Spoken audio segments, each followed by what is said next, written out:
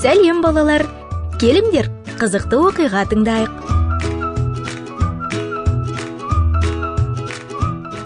Лоулинг терең ойға шомды.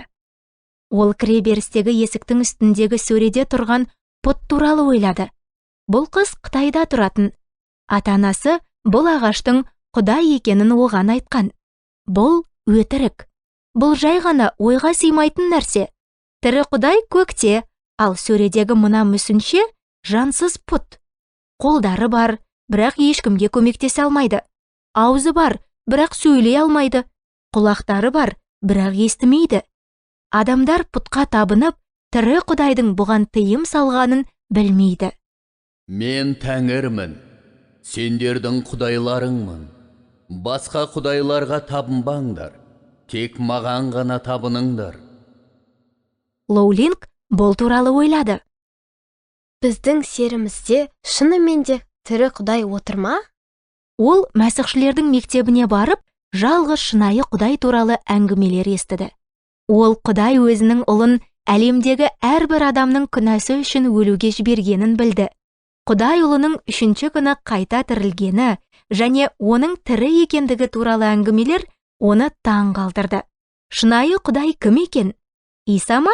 Әлде олардың үйіндегі мүсінші ме? Жарайды, мен қызықты шешім таптым. Үйдегі пұтымызды аулаға апарып, жерге көмемін. Егерде ол өмірге келсе, онда ол нағыз Құдай болғаны. Лоулинг қолына күрек алып, аулаға шығып пұтты жерге көмді. Ойына риза болып, ол үйіне қайтты. Бір күн өтіп кетті. Екінші күні ол пұттың қабіріне барып, біраз жерді қазды. Мүсін сол жерде жатты. Қыз келесі үшінші күннің өтуін тағатсыздана күтті. Ақыры бұл күнде келді. Пұт әлі де сол жерде қозғалмай жатты. Енді мен Исаға, мен үшін өліп қайта тірілген Тәңірге сенемін. Лоулинг дұрыс шешім қабылдады, және кейіннен тірі Құдай әрқашан онымен бірге екеніне, және оны ешқашан тастамайтынына ол бірнеше рет көзін жеткізді. Құдай өз сөзінде былай дейді: «Мен жаратқан Тәңірмін, сенің Құдайыңмын, менен басқа Құдайың жоқ болсын.